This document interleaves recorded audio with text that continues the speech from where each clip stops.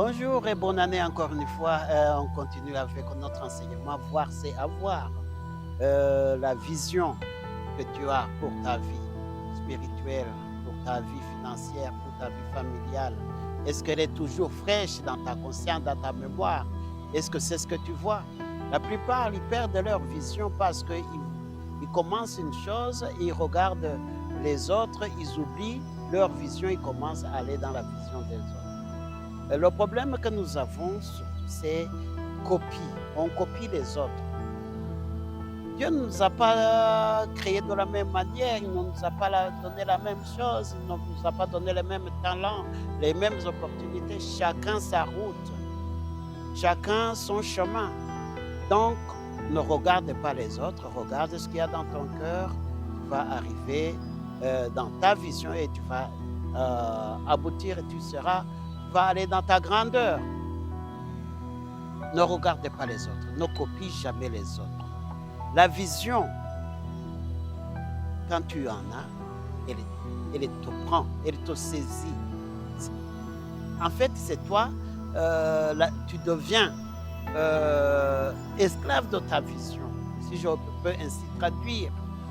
Le problème avec la plupart d'entre nous, c'est que nous perdons la fraîcheur de notre vision. Il faut garder toujours ta vision fraîche chaque jour et agir, travailler dans le sens de faire aboutir ta vision.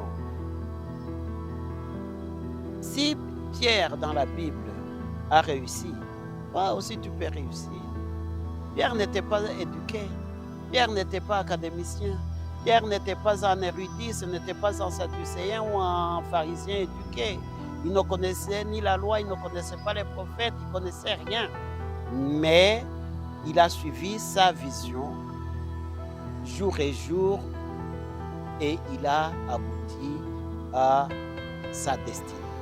Toi aussi, tu peux arriver à quelque chose.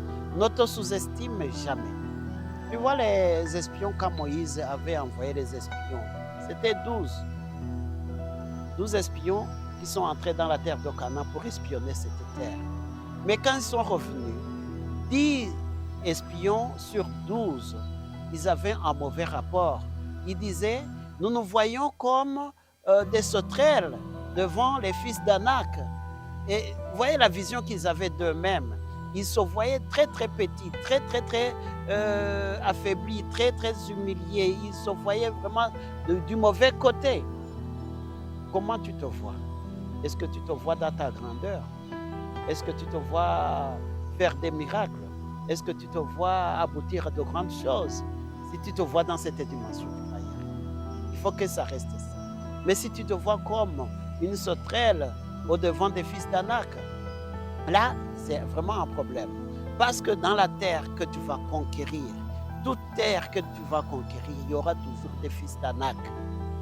Toute bénédiction dans laquelle tu vas entrer, il y aura toujours des fils d'Anak que tu vas conquérir. Toute victoire que tu vas avoir, il y aura toujours devant toi un Goliath. S'il n'y a pas de Goliath, s'il n'y a pas de fils d'Anak, donc tu ne vas pas arriver dans ta grandeur. La grandeur exige un combat. Donc la grandeur ne s'acquiert pas dans le confort. Donc, lisons un peu dans Luc chapitre 5. Luc chapitre 5 du verset 4 jusqu'au verset 7. Il est écrit, lorsqu'il cessait de parler, il dit à Simon, avance en pleine eau et jetez vos filets pour pêcher. Simon lui répondit, Maître, nous avons travaillé toute la nuit sans rien prendre, mais sur ta parole, je jetterai le filet. L'ayant jeté, ils prirent une grande quantité de poissons et leurs filets se rompaient. Ils firent signe à leurs compagnons qui étaient dans l'autre barque de venir les aider. Ils vinrent et ils remplirent les 2 barques au point qu'elles s'enfoncent. Mais sur ta parole, je jetterai le filet. Ils avaient pêché toute la nuit. Avec Dieu, rien n'était possible. Avec l'aide de Dieu, tu peux y arriver. Si Pierre, avec ses compagnons qui avaient pêché toute la nuit, sans rien prendre, Jésus leur dit, avance en pleine eau. Je te demande aujourd'hui d'avancer en pleine eau. Action, mouvement, grand mouvement. Tu agis et Dieu réagit. Si tu fais rien, Dieu ne va pas t'aider. Avance en pleine eau. Si tu es un étudiant, commence à étudier des sujets un peu difficiles. Il faut te challenger, il faut te défier. Défie-toi. Si tu es dans le programme quelque part, il faut te défier toi-même. Il ne faut pas que les autres viennent te défier. Commence et Dieu va t'aider. Avec l'aide de Dieu, tu vas y arriver. La plupart des gens se découragent quand ils voient des problèmes, des difficultés. Non, nous ne devons pas vivre dans le confort. Le confort ne nous amène à rien. Les choses faciles, la vie facile ne nous amène à rien. Nous devons, si nous voulons réussir, si nous voulons avancer, commençons à embrasser les choses difficiles. Les sciences, difficiles si tu es un scientifique. Si tu es un écrivain, commencez à lire des choses difficiles. Si tu es un businessman, commencez à chercher à entrer dans le grand business, entrer en pleine eau. Il ne faut pas rester sur la périphérie, les choses à la portée de tout le monde. Non, si tu veux aboutir à de grandes choses, tu dois aller en pleine eau et à la parole du Seigneur, tu vas y arriver. En pleine eau, c'est-à-dire là où les gens n'aiment pas aller, va là-bas. Là où les autres voient les difficultés, va là-bas. Il y a des opportunités qui sont cachées là-bas. Là où les gens ils voient que c'est difficile, c'est effectivement là-bas où il y a la bénédiction. La bénédiction est toujours cachée dans les difficultés, dans les problèmes, dans les souffrances. Et c'est là que nous acquérissons. Dieu n'a pas dit que tout sera facile.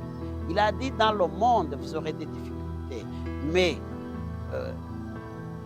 ne vous en faites pas. J'ai vécu le monde. C'est ça qu'il a dit. Sinon, il n'a pas dit que les choses seront toujours bonnes. Mais elles seront toujours bonnes pour ton avancement. C'est peut-être des choses qui ne te plaisent pas pour le moment, mais ce sont ces mêmes choses-là qui vont pouvoir te faire avancer dans ta destinée et dans ta vision. Tu veux avancer? Avance en pleine eau, avance là où c'est un peu difficile, va là-bas où il y a le défi, défie toi-même et Dieu va t'aider. Parce que Dieu, il aide, il bénit le travail de nos mains, il bénit nos efforts. Si tu veux dire, je vais seulement prier, là, tu vas arriver à rien. Tu as une vision, soit partie intégrante de toi, poursuis-la par des actions. Et en agissant dans ta destinée, elle restera toujours fraîche et tu vas arriver à de grandes choses. Dieu va te bénir cette année. Tu vas entrer dans une très grande dimension dans laquelle tu n'as jamais pensé entrer dans ta vie. Les barrières vont être brisées par ta motivation, par tes efforts. En t'efforçant à faire de grandes choses, c'est comme ça qu'on crée le vaisseau dans lequel Dieu va mettre les bénédictions. Sois béni au nom de Jésus. Sois béni au nom de Jésus. Sois béni.